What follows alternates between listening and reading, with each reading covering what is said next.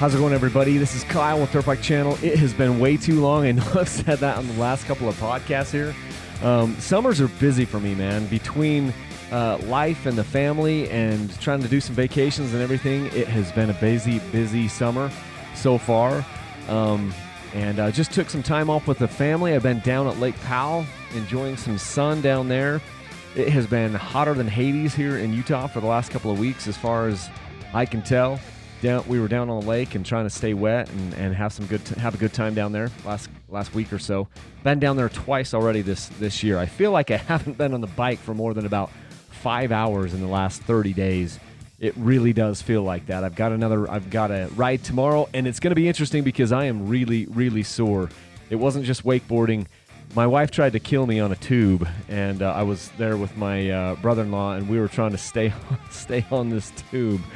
And that was about 48 hours ago, and every part of my body right now is just on fire. I've got sore muscles that I didn't even know I had, all the way from my lats to my triceps to down into my glutes and my hamstrings and my quads. It is just on fire everywhere. And then those of you that end up watching this on YouTube, because I might put this podcast out on YouTube, you're going to be looking and saying, Kyle, did you get glasses? The answer is no. These are blue light glasses that I'm testing out. I spend so much time in front of the computer that I had a couple of people reach out to me and say, hey, have you tried the blue light glasses to reduce the eye strain? So you guys on YouTube, that's what you're seeing right now. These are blue light glasses. I got a couple different pairs sent to me. See, I'm holding up 3 different pairs. I've been playing around with those for the last little bit. I haven't needed glasses yet in my life, but I thought I'd try these blue light glasses and just see if it reduces some of the fatigue on my eyes, because I sit here in front of the computer screen for more time than any of you would ever believe. That's mostly what this gig is, and that's mostly what my last gig was too, is a lot of time in front of the computer. So today's podcast is a pretty cool one. We're going to be talking about buying used versus buying new in the dirt bike world. And there will be some of you guys out there who say, Kyle, what do you know about buying used? You don't buy a lot of used bikes. I don't buy a lot of used bikes, and it's because I've bought a lot of used things in my life. I just haven't decided to buy a lot of used things recently, and I'm going to tell you why. So sometimes people forget that Dirt Bike Channel is just something that has evolved for me in the last 6, 7, 8 years. I'm 38 years old, and so I do have a lot of other experience in other fields prior to my YouTube experience. So that's something to keep in mind. And I do keep a lot of records too. I'm an organized person, and I keep records of all kinds of things that I've done across my life. So whether it was new 4-wheelers that I bought, or new dirt bikes that I bought, or cars that I bought, trucks, boats, different things. And there are some things where I say, don't buy new. Absolutely buy used. Like for instance, my boat. I've purchased 2 different boats in my life here in the last decade, and I bought used both times. And I have pretty strong feelings about buying used on that, because you save like 60, 70, 80% of the cost sometimes by buying used. On dirt bikes, it's a little bit different deal. And I mostly buy new. And we'll go into why I do that here. So I'm going to talk about the pros and cons of doing both, buying a used bike versus buying a new bike, and why I do what I do. And don't feel like you have to do what I'm doing. In life, you do what you can, and you do what works best for you. And situations change too. Like when I was first married, there was no way I could even afford a dirt bike. I was going to school full time. I was trying to work full time. Our family was, young family was building. We're still building our family, but you get the idea. A lot of times the money that I would have wanted to spend on, recreation went towards the rent and diapers, or baby formula or whatever. So as we evolve over time, though, our financial situations change, and our primary objectives change, and what we value changes more as well. And so as I've kind of evolved and had a little bit more disposable income over the years, then I've changed my perspective on some of these things. But for right now, the 39-year-old Kyle Brotherson, I typically buy new bikes because number one thing is I don't like wrenching on bikes a ton. I feel like I'm doing enough maintenance here on all the bikes that I have, because I've got bikes for my boys, I've got bikes for my daughter. I have a couple trials bikes to play around with, and then I'll have anywhere from 2 to 5 different bikes that I'm, kind of working on or doing doing reviews on, and so I have a lot of bikes, and just the standard maintenance that you're going to be doing on bikes is a lot. You're going to be doing air filters, you're going to be doing oil changes, you're going to be doing gear oil changes, you're going to be checking chain tension, you're going to be doing a lot of different things. Maybe even flushing out brake fluid and replacing brakes, and you might have leaking fork seals and all these different things. It just adds up a lot. And this isn't even something that has broken. You might break a lever or whatever. I've got too many things going on to want a project bike to have to fix the project bike up. We did that once, and I enlisted help from one of my buddies on most of it because I just don't have the time to do this stuff. I really don't. And with a used bike, you're going to have to do some more of that. So let's get into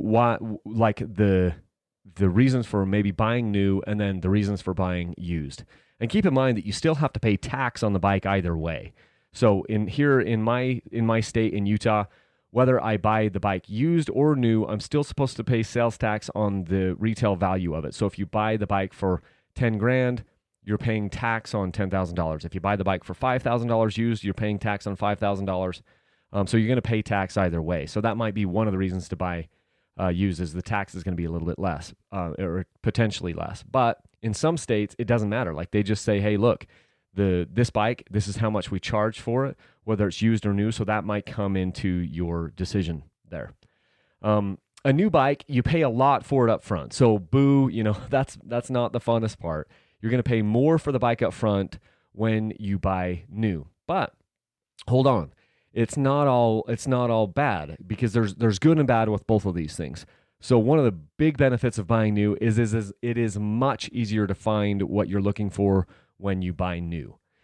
Dealers are going to have these bikes all over. There's going to be multiple people that have the bike, and you don't have to go looking for that needle in the haystack there. We'll get to that in a little bit. But dealers are going to have what you want, and you might need to drive a couple of hours. There are times where I've been after a really hot bike, and I've kind of come late to the party a little bit. I remember back in 2017, I was looking for a KTM 300 XC, and I was a little bit late. This was back in October, and the bikes had all kind of been picked over from July until October. And I called 37 or 38 different dealers, and I had to drive all the way to Scottsdale, Arizona to get it. So I drove 11 hours one way to get the bike. But generally speaking, you can find these bikes for, within an hour or two of where you live, and it's just easier to find a new bike. It just is. Another benefit of buying new is that you know everything that's happened to the bike. There's no fluky thing that has happened with the prior owner. You know everything. You basically know every scratch on the bike, which I also recommend. As soon as you get a new bike, the best thing you can do is go crash it and get rid of some of that new bike syndrome. But you do know everything that happened to the bike, and you're not inheriting someone else's problem.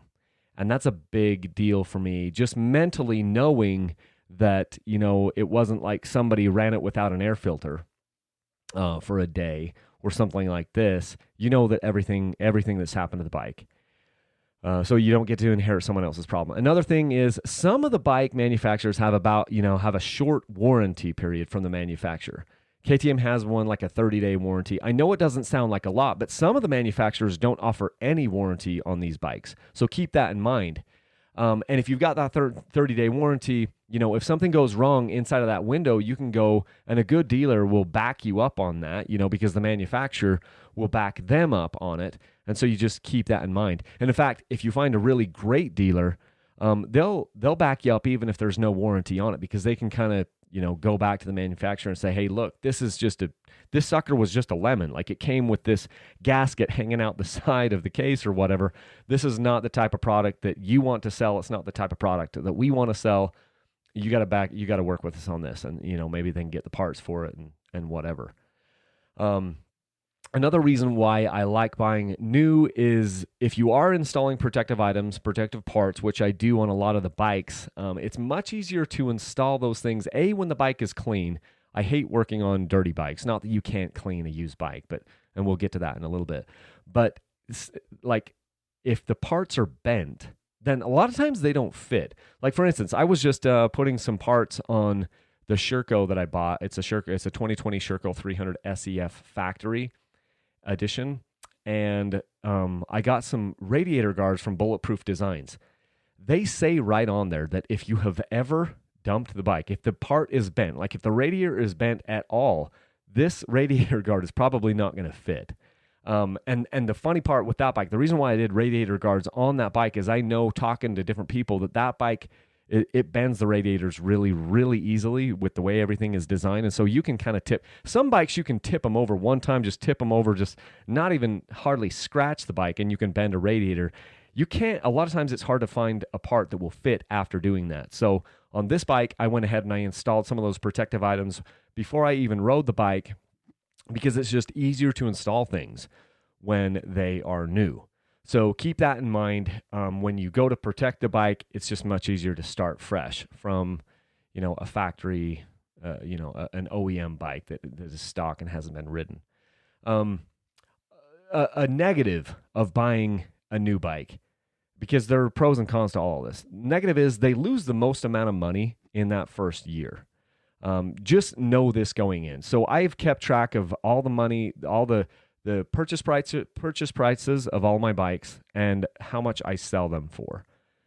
Also know that the asking price online on whatever classified service you're using, whether it's Craigslist, KSL.com, Facebook, whatever, Facebook Marketplace, some of these places, the asking price and the sales price are not the exact same. And we basically never get to know what the sales price is on these bikes.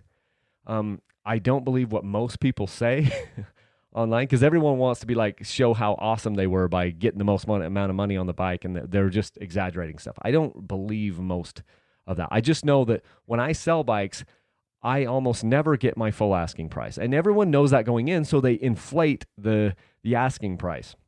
But your bike will lose the most amount of money in the first year or so. So just know that going in. We'll get into some numbers, just a simple numbers game here in just a little bit.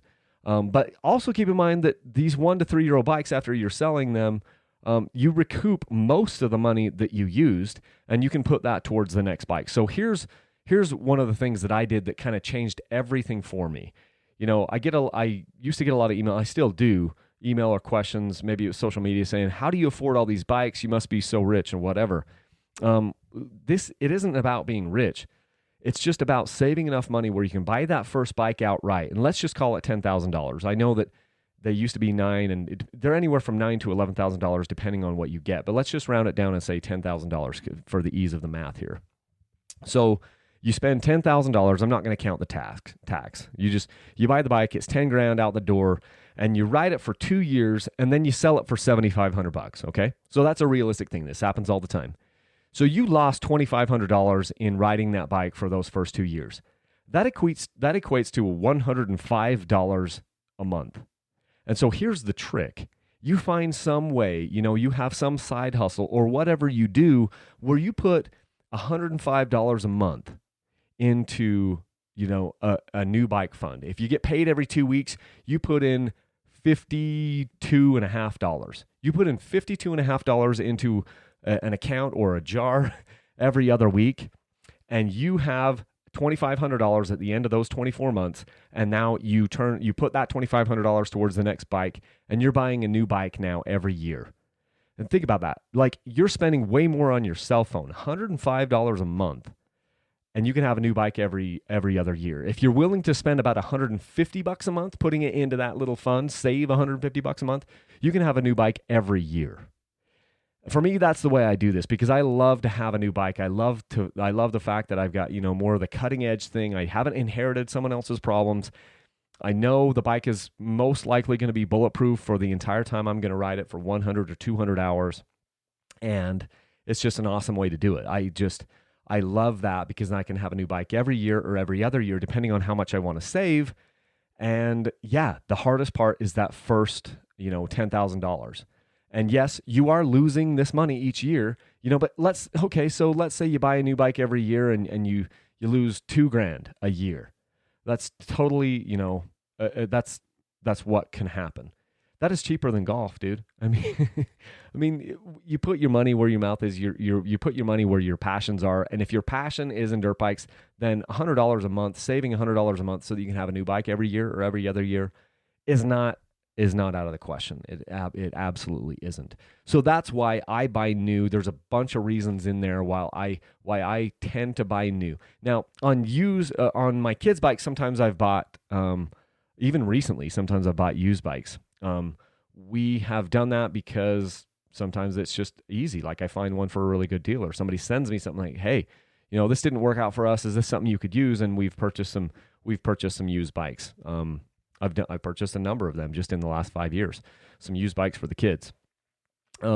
Here's some reasons for buying used. So you pay less for the bike up front. And in some cases, you just do not have any other options. You don't have the credit to go out and get a loan on the bike. And I don't encourage you to go get a loan on these bikes. I did get loans on a number of machines. I got a loan on the first machine I bought when I was 16, 17 years old. It was a 1998 Yamaha Banshee. I got a loan on that because I was making $5.15 or $5 an hour or something back then.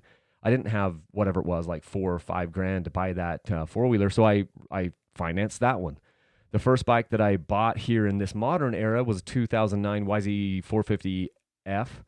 I financed that one. The next bike I bought was a 2012 KTM 300 XCW. I financed that one. I just had to. And then after that, it was like, you know what? Things were working out enough with my job and position and different things that I was able to purchase those bikes outright, and I've paid cash for every bike there on since. And one of the reasons why some people will buy a used bike is because they can pay cash. They don't want to owe anybody anything because this is an item that they, there's really good reasons for not having a payment on your bike. The other guys could, write some article about why you should have a payment. I'm not going to get into that. I'm just saying that one of the benefits is you do pay less for the bike when you pay for up front when it's used, because you're not paying sticker price for it. But here's the trade-off with that.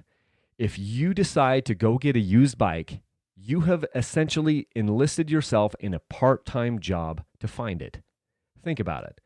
You're going to spend anywhere from 20 hours to 80 hours searching on Craigslist or some other classified service, Facebook Marketplace, whatever it is, KSL.com, day after day, week after week, month after month. It takes a long time because a lot of guys, including me, you're looking for like this great deal. You're looking for this bike that has low hours, that is ultra clean or whatever. And you're looking for a needle in a haystack, and it can take a long time, and it can be really frustrating because, you were like, you've been checking, these places, these classifieds every couple hours, and then somebody pops one up, and it's like this great bike, and you want to go down there and go look at it, but you can't because you got this thing at work. You can't take off time from work, and so it gets sold out from under you, and it was just because you happened to pull up your computer at the wrong time. Make no mistake, you are enlisting in a part-time job to find this thing. And then you're going to have to go drive around and look at a couple different bikes, and you could spend anywhere from cumulative, you could spend anywhere from 3 to 10, 12 hours driving around looking at bikes. Just stop and think about this. Like 80 hours, like let's say you spend, this happens. You're going to say like, Kyle, this is a bad example because this doesn't happen. I have people talk to me about this all the time, and I have done this. Let's say you spend 80 hours looking for a bike, and then we're going to add on 10 more hours of driving around to look at a couple different models. So now we're at 90 hours, okay? I don't know how much you make, but let's just say, guys out here, let's just say you're making $30 an hour. So you spent 90 hours looking for this bike, and you, at your current, market rate, you're worth $30 an hour. That's $2,700, okay? Now, if you, let's say we take that same 90 hours and we say that you make $45 an hour, because a lot of guys listening to this are going to make 45 or more per hour. That's over $4,000. So my question to you is, what if you spent that time doing something else, like going out and making money? Because you might be able to make $4,000 to $10,000 on your 90 hours of searching, that part-time job. That's, to me, I look at this and I say, look, I can always make more money. I can figure out a way to make more money. I can get some other job. I can deliver pizzas. I can mow lawns. I can, offer services for whatever, video services for people. I can do video editing work or whatever. I could take pictures for someone. I could do some drone work for someone. I can figure out ways to make more money, but I can never, ever, ever figure out, I cannot ever make more time, And so you just kind of have to think about this and figure out, is it worth it to me to spend, enlist in a part-time job where I have to pay myself? That's what it is. You're paying yourself to get a better deal on that bike. So just something to think about. And in the end, too, what ends up happening, I have seen this happen to me, and I know this happens to other people because they're always talking to me about it. In the end, sometimes you buy a bike that you're not totally satisfied with just because of the time commitment that you already have put in. It's this thing called like buyer's fatigue that kind of sets in on you, and pretty soon you're like, well, dang, I just need a bike, and I've been doing this thing for 2 months or 3 weeks or whatever it is, whatever your breaking point is. And you go out there and you buy this bike that maybe it's not perfect. And of course, it's almost impossible to find the perfect bike. And then two, once you do buy the bike, it seems like the next day or the next week, like this other bike pops up and it was better than the one that you bought, and you're just super frustrated. And now you have this buyer's remorse thing going on. And so one of the things that I have done when I buy a used bike is immediately once I buy a used bike or a used car or used boat or whatever it is, I will then shut down and I will not look I don't torture myself. Don't look anymore for any of these things because you're just going to like upset yourself. Anyway, just some of those things. Another kind of con about buying a used bike is awkward negotiations. You guys know what I'm talking about here. Now, maybe some of you guys are okay with, doing these negotiations, but there is a little bit of awkwardness there because they're trying to get a price up here, you're trying to get a price down here, and you have to meet in the middle. Now, it isn't always awkward, but sometimes it is because one of the reasons why it's awkward is a lot of guys will think that they want to get all the money out of their aftermarket parts. They're like, hey, look, I bought this bike for $10,000 and then I spent $4,500 into it. So now it's a $15,000 bike. A $15,000 bike, but it's 2 years old, so I'm going to sell it to you straight for what I paid for it from the factory. I'm just going to charge you 10. That is absolute garbage. Those people don't know that their parts don't make the bike worth anymore. Sometimes these aftermarket parts will make the bike sell quicker, but they don't make it sell for hardly any more. I'm talking maybe 5 cents, maybe 10 cents on the dollar is what you can realistically expect to pay or get back for your accessories. I mean, think about it like this. If you go and you're looking for a Honda Accord or a Toyota Camry or a Ford F-150 or whatever, that vehicle is worth what the NADA Blue Book, what the comparative sales are of those trucks are for. They don't care. So if you have a Honda Accord and it's worth $10,000, but you put in a $5,000 stereo, guess how much the car is still worth? It's only worth $10,000. It isn't. People don't care that you put a new stereo in it. People don't care that you put a new motor in it. It's just worth what it's worth. Same thing happens with dirt bikes. You might be able to get a little bit of money for your accessories, but that's these awkward things. As you find this bike and you're like, hey, this bike is what I want, but this guy's got a Recluse auto clutch in there and he's trying to get $1,000 for that. He's got this, crazy aftermarket, this steering stabilizer on there. He's trying to gouge me $300 for that. He's got this Electron carburetor on there. He's trying to gouge me $400 for that. He says he's got, moose bibs on there and they're worth $50 a pop, and all these things kind of add up. And then you're doing these awkward negotiations with people, and it's parts that you probably don't want anyway. For me, when I'm looking for a used bike, I'm looking for the one that doesn't have all of these aftermarket parts on there because number one, I'm holding up on number one here. I put my thumb up and I'm like, A. And I'm like, A doesn't work for number one. Number one, I don't want all your parts. And number two, I'm not going to pay you for them. And so I'm looking, when I'm buying something used, I'm looking for something that the guy hasn't modified a ton because I don't want his setup. And another thing, he might have revalved and spent all this money on the suspension. He's like, look, this is $4,500 suspension, and it's awesome.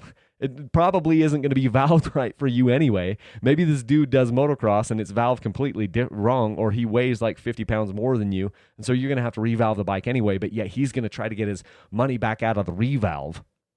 Awkward. It can just be some of these awkward negotiations, so the bikes are not worth more. They're not worth more. And then, but here's a pro. After you ride the bike for a year or 2 or 3, it hasn't depreciated as much as the new bike. That is one of these silver linings here. especially once bikes get down to around the $3,000 range, they'll depreciate down, $6,000, $5,000. Once they get around this $3,000 range, they kind of just hold their value right there for a while. And there are times where you might be able to buy a used bike and ride it for a year or two and not even lose any money on it. Other than the gas that you put on it and the tires that you put on it and everything. But like, as far as I've seen situations with some of my buddies where a guy bought the bike for $2,900, rode it for 6 months and sold it for $3,100. I mean, those things do happen. I've seen it time and time again. But on the other hand, it isn't a spring chicken, and sometimes those bikes take a little bit longer to sell. Now, all of this can happen different ways. So sometimes the bikes will sell super quick, and sometimes they won't. But generally speaking, when you're selling a used bike, you're working with people who have a little bit less disposable income, or sometimes they don't have any money at all. And it can just be, you get a lot of tire kickers. You get a younger crowd, and it's just, you have to deal with a little bit more BS, if you know what I'm talking about, to be able to sell these bikes at the lower price point. Now, I'm not saying you don't deal with BS if you're selling your bikes for $7,500. You do. But it just seems like sometimes if you're trying to sell a YZ125 for $3,000, you're going to get a lot of 16-year-old, 17-year-old kids who don't really have the money, and they're trying to like maybe set up a lot of trades with you. That's another thing. It's always amazing to me how often when I'm selling a bike, when I have a bike listed, how many different like trade offers I get. Like, hey, I'll trade you my 30-06 rifle and $500 or something, And I get it. I've been there, but I don't want the trades. I just want to move off this bike and get something different. And so that's one of the downsides of doing, maybe a used bike. You get a lot of tire kickers and a lot of people that don't have as much money. And so, and they may need to go get a loan on the bike. And again, I'm not shaming anybody for needing to do that. I've been there many, many times. But that can just take an additional time frame. And it's like, oh, now the bank, didn't approve him for that thing. So you need to move on to somebody else and whatever. So those are those are just some of my thoughts. I personally, for me, obviously you can pretty much see on my channel, most of the stuff on here that you see is new, especially in the last 7-8 years. Most of what I'm doing is new. And you've seen, we've talked about some of the reasons why. It's much easier to find what you find, when they're new. Everything that's happened to the bike. You're not inheriting someone else's problems. You might have a warranty on the bike, or the dealer can hook you up and help you out on that.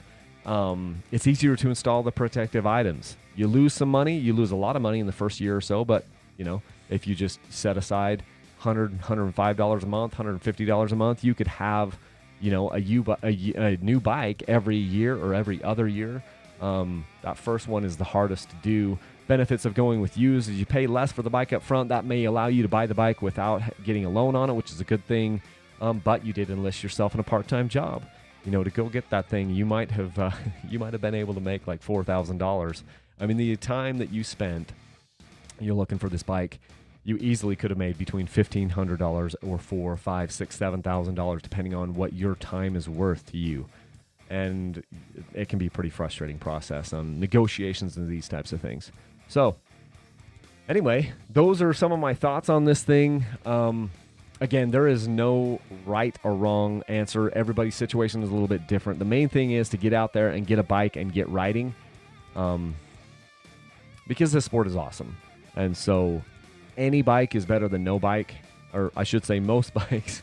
Most bikes are better than no bikes, and there's a ton of really good used bikes out there. And if that's the way that you need to roll with this, go for it, man, because you can have, once you get that bike dialed in and you get it kind of set up and you get it working properly, a used bike is just as much fun as a new bike, generally speaking, because it's less about the bike, it's more about you. So once you get it set up for you and get it, so that you've got some of the bugs and the kinks worked out of it, those used bikes can be pretty awesome.